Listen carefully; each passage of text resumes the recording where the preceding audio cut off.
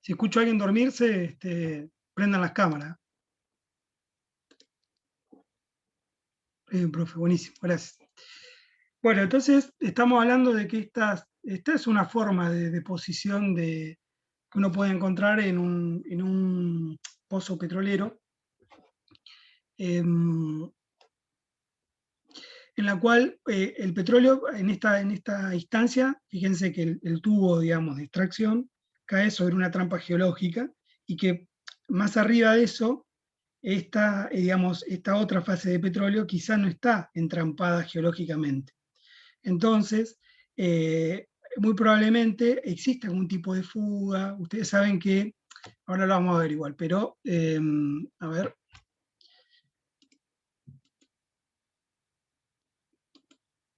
Creo que lo vamos a ver más adelante, pero se lo menciono rápidamente. Hay dos tipos de, digamos, de surgencia del petróleo. Hay surgencia natural, que es cuando uno hace un agujero, entonces el petróleo, como sale en las películas, no sé si vieron, como que le agujerea la tierra y de repente empieza a salir un chorro de petróleo que baña a los que están ahí, entonces se vuelven ricos, eso en Estados Unidos, acá no. Y, em, y si no, la otra es sacar el petróleo por algún sistema de bombeo, que es lo más utilizado en Argentina, ¿está bien? Sí. ¿El fracking entraría en esta segunda opción? El fracking es una tercera opción, que es, ahora lo vamos a ver igual, pero es como en esta extracción por parte de las bombas existen dos tipos. Un tipo que se denomina convencional y uno no convencional. El convencional es todo aquel petróleo, igual lo vamos a trabajar un poquito más adelante, que sale directamente de la roca sin necesidad de llegar a él de alguna forma, o canalizarlo de alguna forma, salvo con tubos que son verticales, ¿sí? En cambio, el fracking lo que hace es, de alguna forma, entubar también, igual que en este caso, pero lo que hace es romper la roca madre para que esa roca madre pueda fluir hacia el conducto de petróleo que nosotros queremos.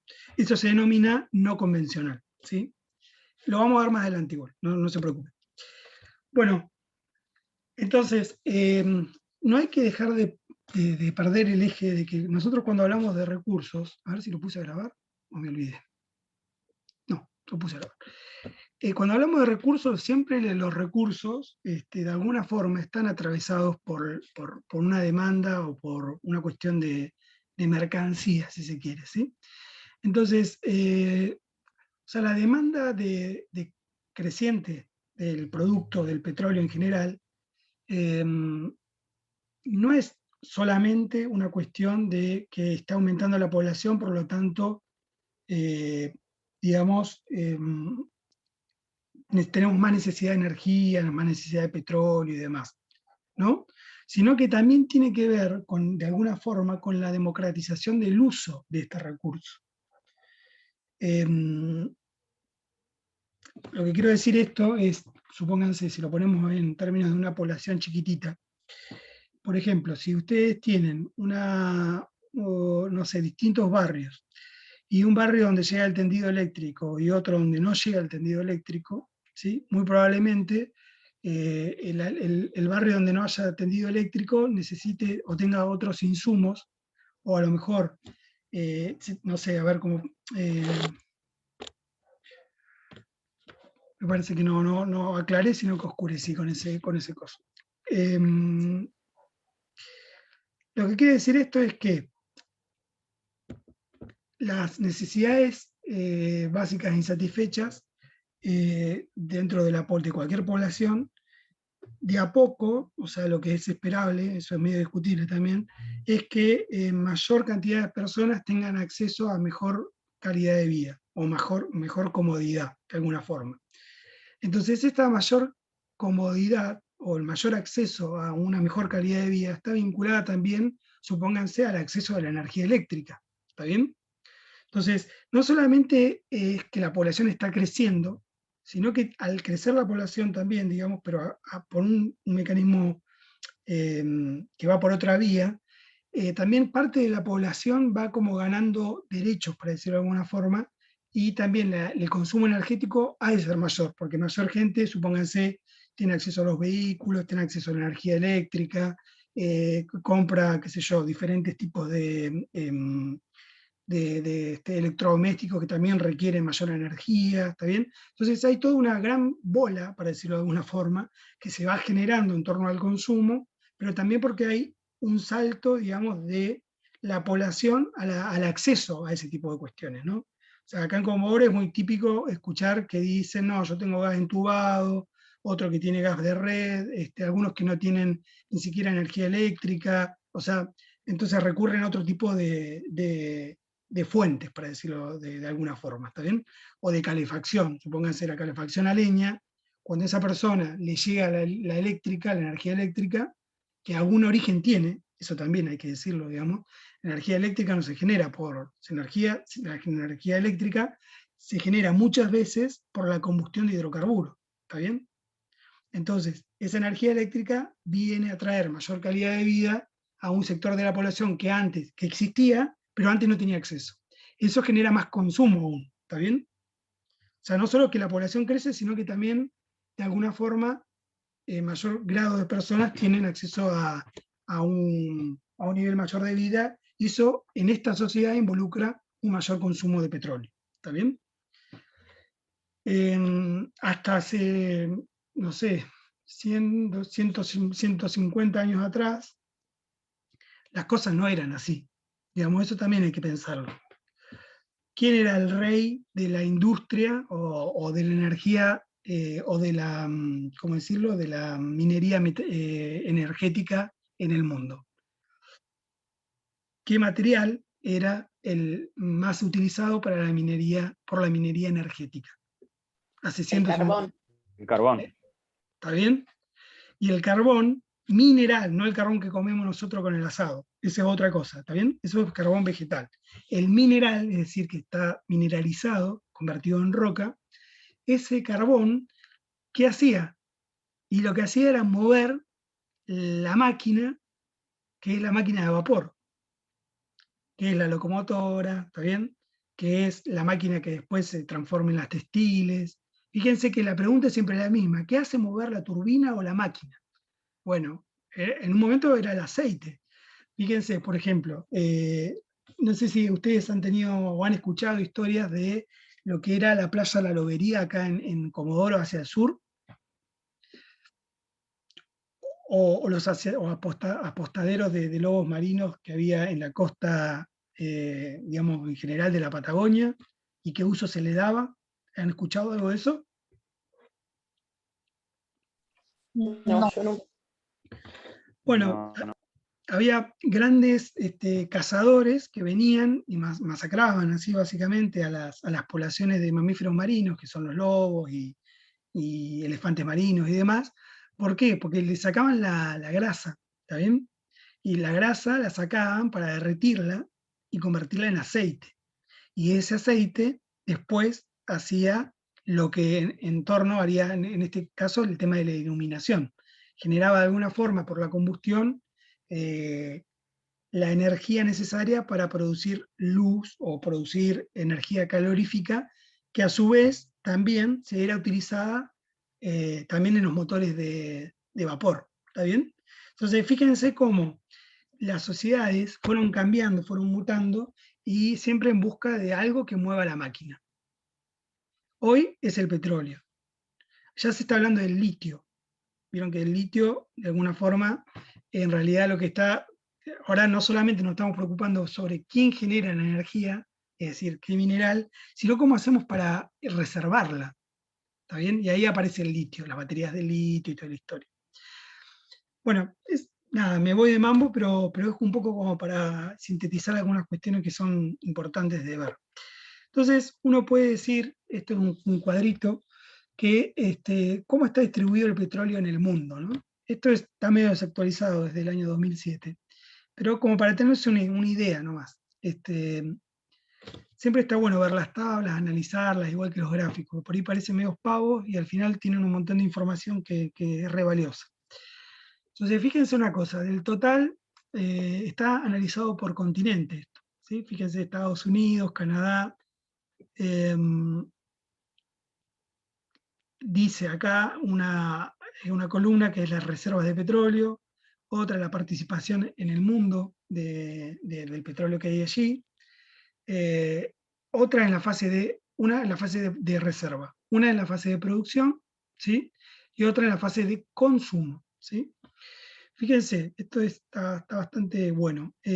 Por ejemplo, Estados Unidos tiene reserva del orden de 2,44%, ¿está bien? Pero su consumo es del 23,9%. ¿Sí? Fíjense que sube un decimal el consumo en relación a su estado de reservas. Es una sociedad de consumo, por excelencia. ¿Está bien? Bueno, pero lo que quiero también que vean es qué porcentaje del total global tienen cada uno de los países. Ustedes vean en América Latina, una gran maldición que tienen algunos países, como por ejemplo Venezuela, tiene que ver con que tiene un 7% de las reservas de todo el mundo. No sé si se ve ahí. Argentina tiene un 0,19. Fíjense, Europa y Eurasia, es decir, Asia, Europa y Eurasia, perdón, es el 11. Medio Oriente tiene el 61% de las reservas del mundo. África un 9, el Asia y el Pacífico 3,9. ¿Por qué hay tantas guerras en Medio Oriente? Por la apropiación del recurso. Una teoría conspirativa la tuya, pero podría ser, ¿no? Te estoy haciendo un chiste con esto. Lo que quiero decir es que muchas veces, fíjense, como la distribución de un recurso que hoy es, ¿cómo decirlo?, la vedette, digamos, de los recursos, que es el petróleo, hace que en un determinado sector se focalicen muchas cosas. Por ejemplo, en el Medio Oriente ocurre que el 61% de la reserva está ahí. Entonces, evidentemente, algunas de las potencias tienen el foco apuntado en ese lugar. ¿Sí? Bueno, a ver qué otra cosita interesante acá.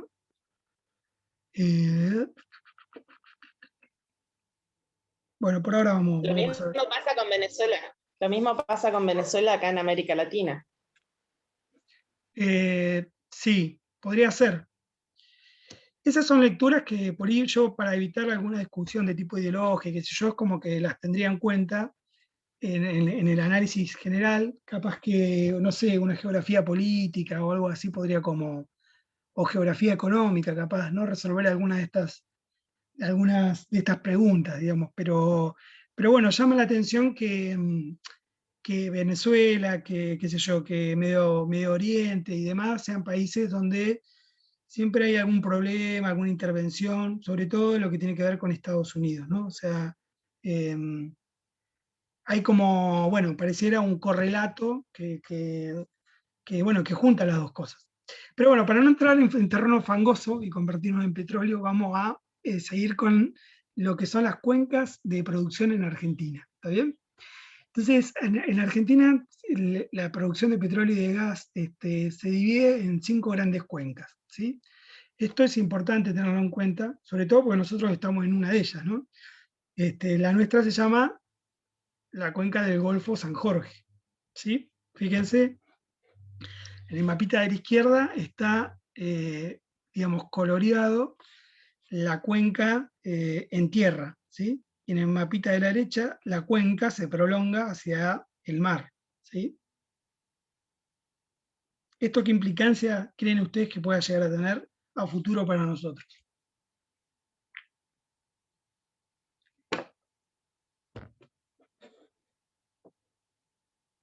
¿Están ahí? Sí, y el aumento de digamos, de la explotación de los recursos en el mar, ¿no? El recurso del petróleo en el mar. Tiene un nombre, pero no sé, no me acuerdo. Sí, el petróleo offshore. Es, Offshore significa fuera de costa, o sea, mar adentro. ¿Está bien? Entonces, ¿qué escenario podríamos esperar en el futuro para Comodoro y nuestro mar? Y un aumento en la explotación offshore, ¿no? Está bien. O que aumenten las inversiones de las empresas. Igual en alguna época se había empezado a desarrollar eso, ¿o no? O la plataforma y no sé qué cosa más, ¿o no?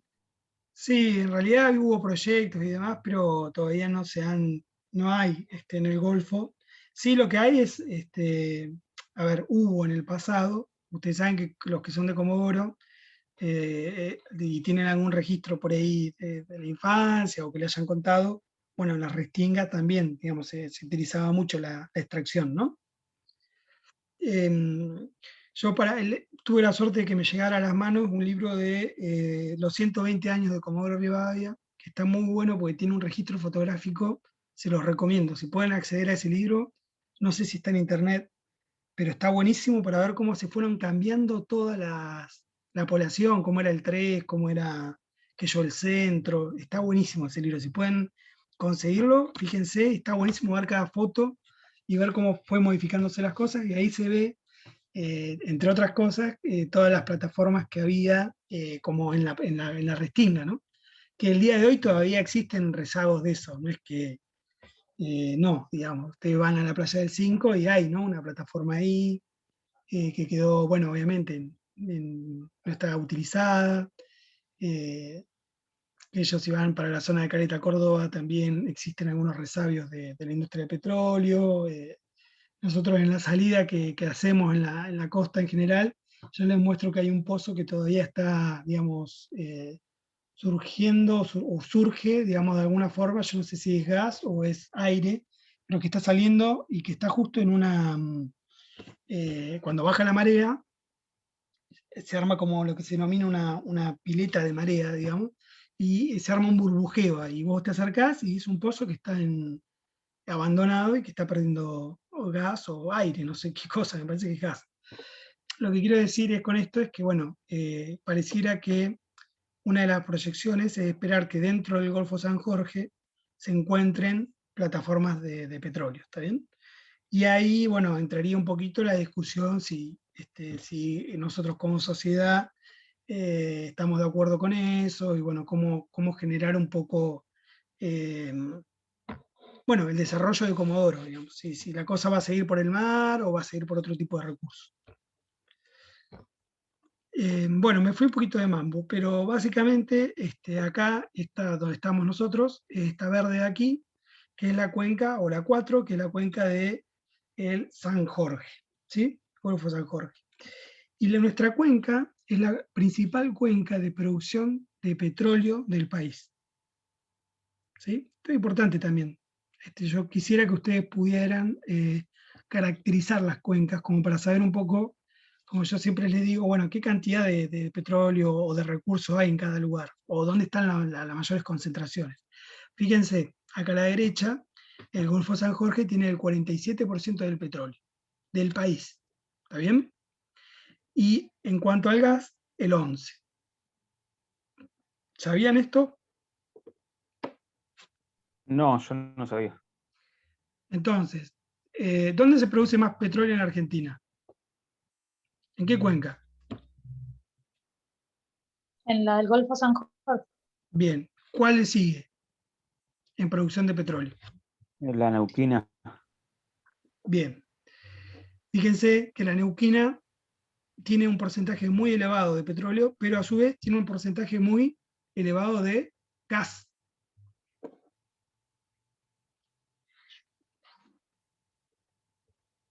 ¿Sí? Entonces, y la producción de la cuenca austral, que es la que se ubica como, digamos, hacia el sur y el centro-sur de Santa Cruz, la isla de Tierra del Fuego, y ahí sí, acá hay plataformas, digamos, es por excelencia gasífera, ¿está bien?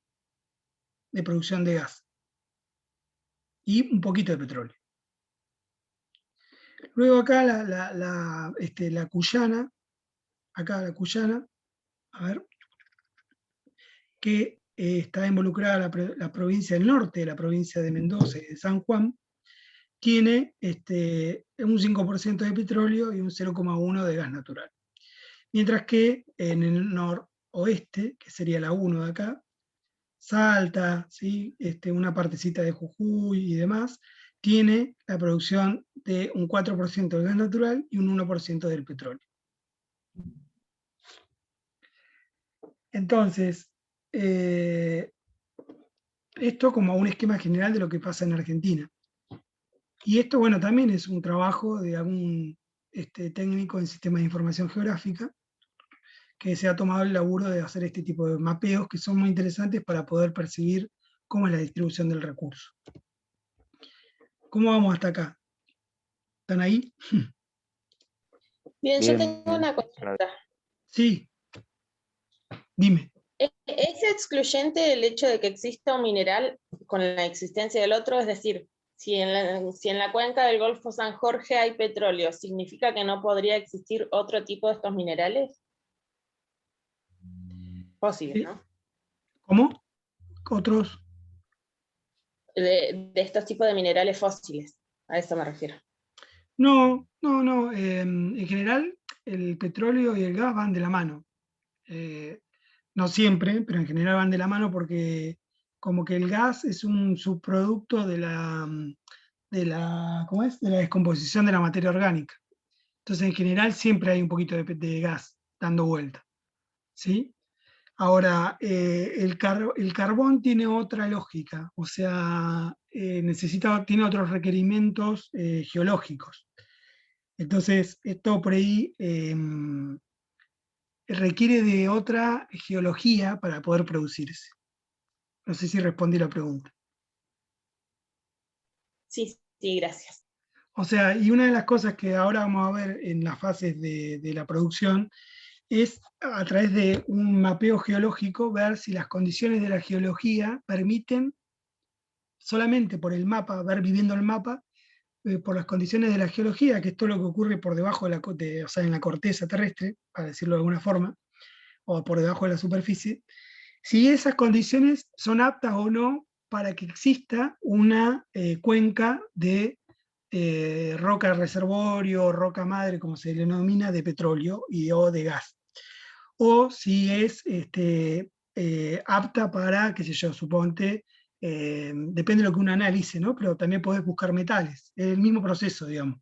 O carbón, ¿está bien? Entonces los geólogos, que son un poco los que entienden de la geología del planeta, lo que hacen es hacer mapeos, y entonces uno en función de eso se llama estratigrafía, ¿está bien? En función de las capas y los tipos de capas y demás, ellos ya saben a priori, o pueden hacer una observación a priori de si ahí puede haber o no determinado tipo de yacimiento, ¿está bien?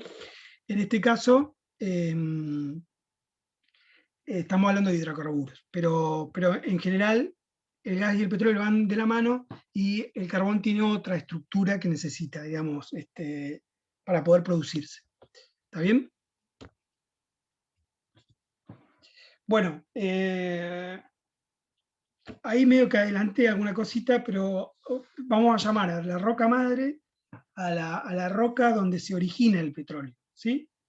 Y de ahí el petróleo ese que se origina va como drenando, para decirlo de alguna forma, o migrando a través de los poros del suelo, hacia lo que se denomina la roca reservorio.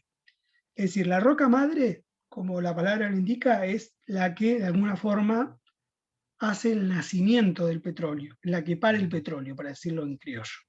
Y luego la roca reservorio es aquella que luego de producido el petróleo, muchas veces migra y ocupa otro lugar por una cuestión de presión y de que encuentra como lugares para intersticios para meterse. Esa se llama roca reservorio, ¿está bien? Y queda Tomás, entrampado en y un...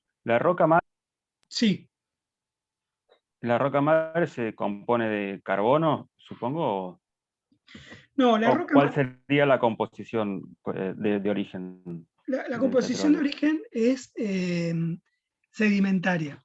Porque cuando uno habla de rocas, es como que vos hablas de dónde viene la roca.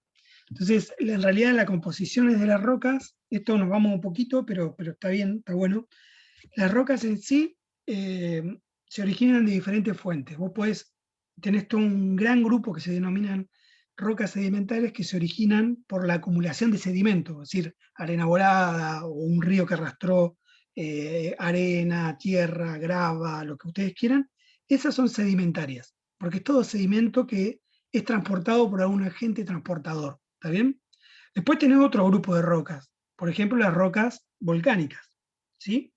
Que se originan por la exposición de los volcanes a la atmósfera, ¿sí?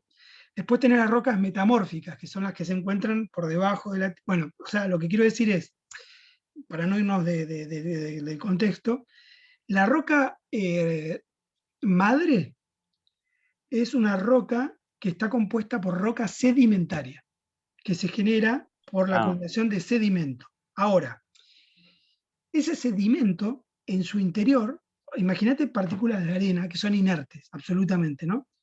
¿Ustedes han ido a la playa en Radatili y han cavado un pozo alguna vez?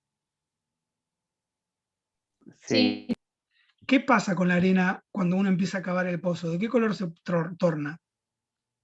se pone más oscura y aparece agua.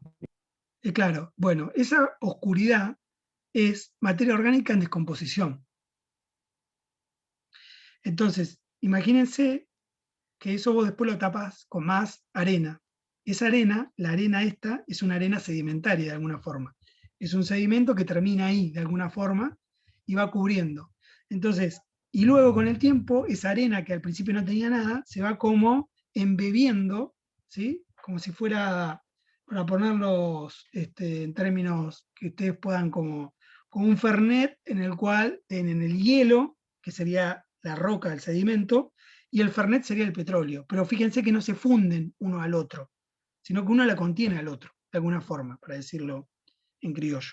Tenés la arena y adentro de los poros de Claro. la arena está de la arena, de la arcilla, depende, digamos.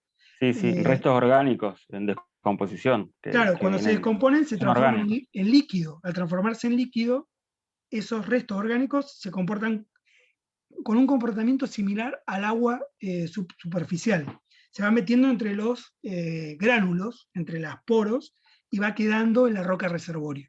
Pero la roca propiamente dicha, sigue siendo sedimentaria. ¿Se entiende? Sí, sí, ahora sí. ¿Seguro? Sí, sí, quedó claro. Gracias. No, no, de nada. Bueno, bueno entonces, como dice acá, fíjense, bajo la tierra, el petróleo no forma lagunas, sino que se encuentra dentro de los poros de la roca que forma el reservorio y que a su vez es comprimido a muy altas presiones. O sea, imagínense, ustedes saben que nosotros tenemos una presión que se denomina la presión atmosférica, ¿no? Que es de una atmósfera, ¿sí?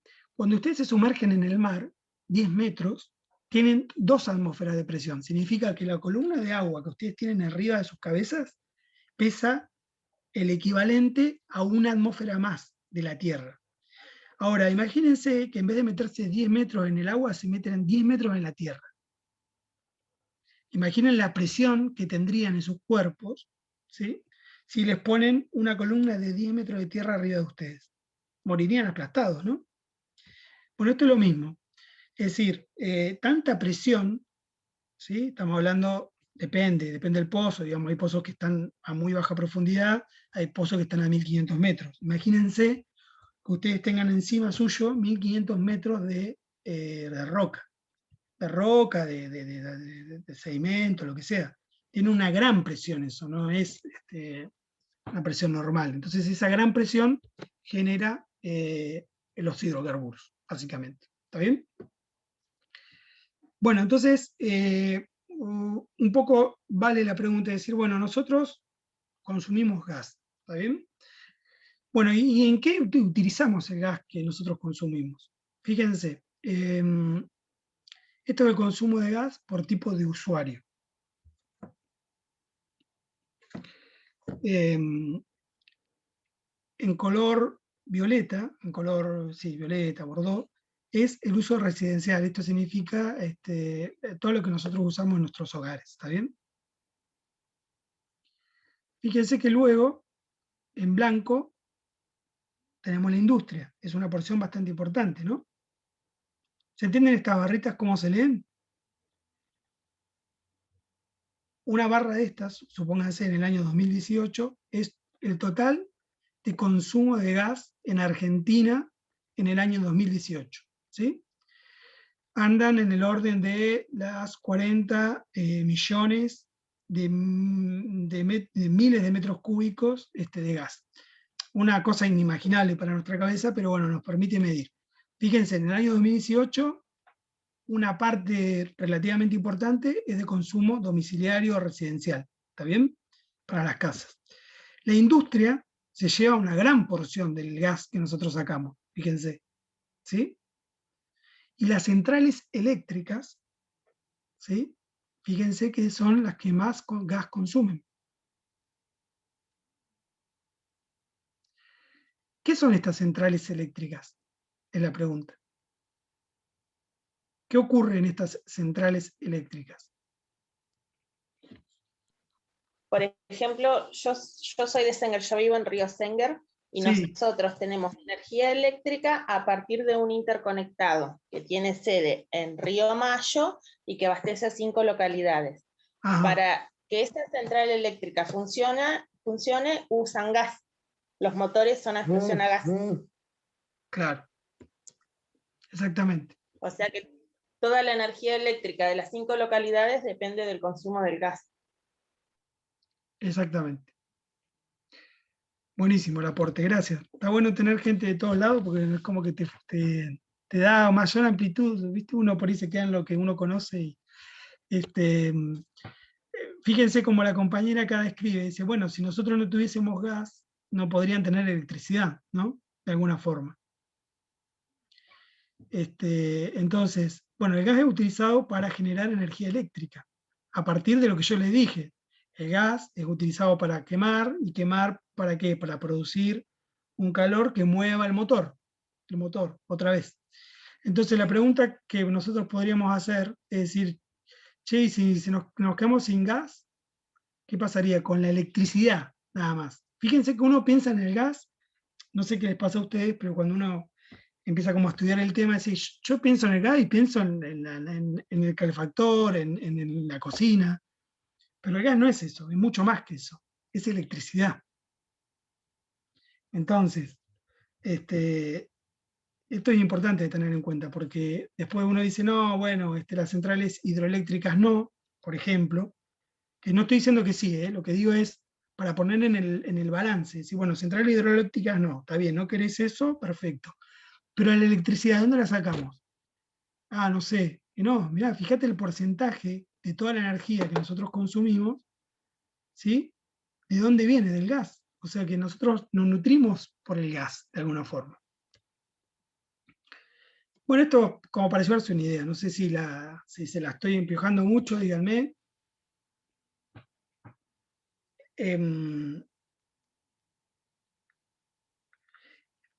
Cuando ustedes hablan de matriz energética, están hablando de lo que es cómo se utiliza la energía en diferentes lugares, ¿no? En este caso podemos hablar de la matriz energética nacional, ¿sí?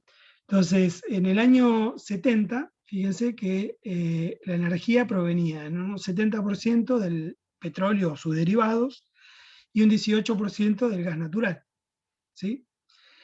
En el año 80, fíjense que el gas va ganando un poquito de participación. Y así, a medida que uno avanza, en el año 90 el gas aumenta y el petróleo baja. En el año 2000, fíjense, el gas ocupa casi la mitad. En el año 2010, el gas, nos da el 54% de la energía producida y esta tendencia se mantuvo, ¿está bien? Entonces somos un país que de alguna forma somos gas dependiente. Si se nos termina el gas, tenemos un problema, ¿no? No sé si tienen consultas respecto a esto. Si queda claro. No, No, estaba todo claro. Yo la verdad que no sabía que era tanto el uso del gas para la industria eléctrica. Recién ahora me estoy enterando. Así que está buena la clase. Está bueno. Un poco la idea es esa, ir viendo un poquito algunas cuestiones que también nos permitan después evaluar mejor algunas cosas que uno ve o escucha, ¿no? Bueno, entonces, ¿cómo es el eslabonamiento productivo del petróleo y del gas? Hoy vamos a avanzar hasta acá, en breve esto se va a cortar, así que vamos a dejar acá. Voy a dejar de grabar.